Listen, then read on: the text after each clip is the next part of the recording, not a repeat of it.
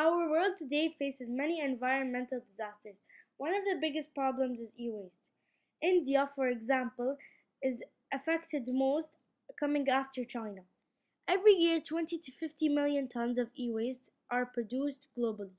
That means up to 50 million tons of things like refrigerators, washing machines, computers, printers, and phones are wasted every single year.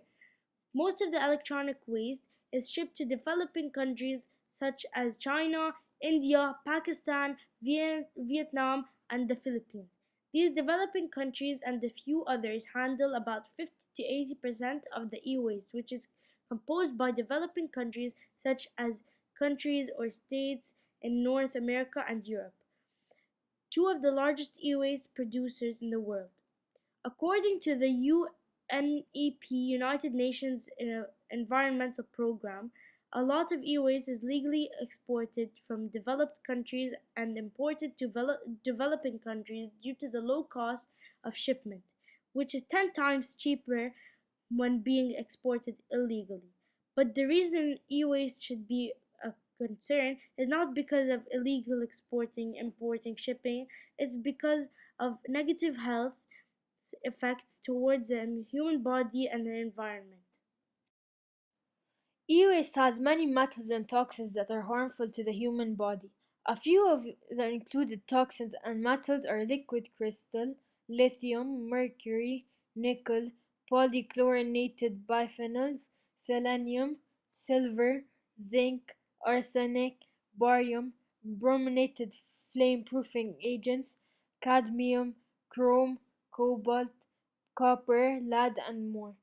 This number of toxins is not safe to work with, even with protection from them, which workers in India do not have. Although the effects of working with e-waste are not so clear due to working conditions, poor sanitation, and poverty, many things are known to be harmed by e-waste.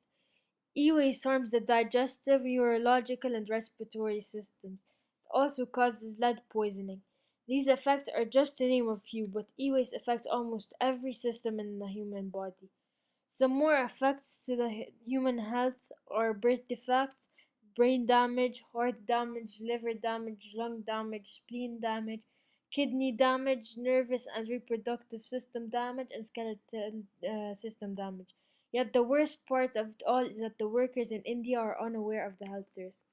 As I've mentioned before, majority of the e-waste produced in the world is illegally shipped overseas to developing countries, where they do not have up-to-date tools to decompose e-waste and have more harmful techniques of getting rid of the waste.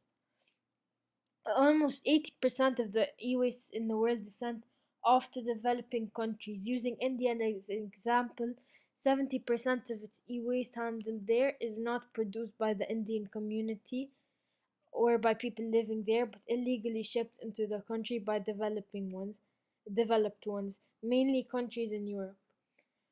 Although most of the e-waste is being sent to developing countries, every country is being affected by the methods of decomposition of e-waste. To be decomposed, e-waste is being shredded, burned, and dismantled in backyards. These methods are not only affecting the human body in many different ways, but are also affecting the environment in multiple ways. The burning of e-waste causes air pollution. Electronics are burned in order to retrieve valuable metals such as copper and gold. These metals are valuable, but are they really worth releasing hydrocarbons into the air and polluting it? Air is one of, but not the only thing being polluted due to e-waste. Water is being polluted too. Cathode ray tubes are broken apart, the yolk is removed, and the shell, which contains lead and barium, is dumped. The shell leaches through the soil and into the groundwater of local communities, and the people and animals that consume the water are being harmed as well because of the toxins. This adds another form of pollution caused by e-waste, soil pollution. Toxins released from e-waste enter crop pathways and intoxicate crops, which is one of the main ways the metals and toxins released from e-waste enter the human body. One of the developing countries that's experiencing a crisis with e-waste is India.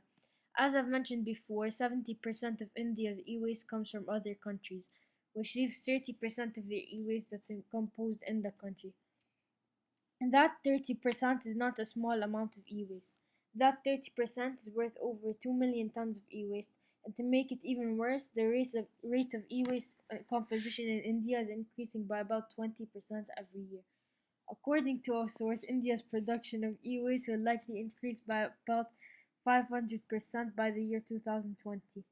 In India, e-waste is handled mostly in factories, where less than 5% of the e-waste is recycled or reused, and the other 95% is burned, shredded, or dismantled in a harmful method.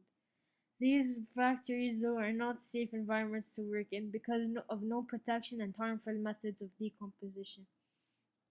Even though most of the e-waste there is handled in factories, there are cases in which people burn, shred, or dismantle electronic waste in their backyards or just in general not in a factory, which is even more dangerous. In those cases, there are young children who have to work to decompose for e-waste for very low prices in order to provide the money needed for their family.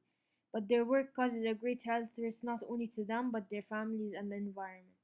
In India, majority of the e-waste is televisions with 68% of the e-waste, followed by desktops and laptops. And of all cities in India, the greatest producer of e-waste is Mumbai. Like other countries, the health of Indians and the people living in India is being affected by the method of decomposition of e-waste.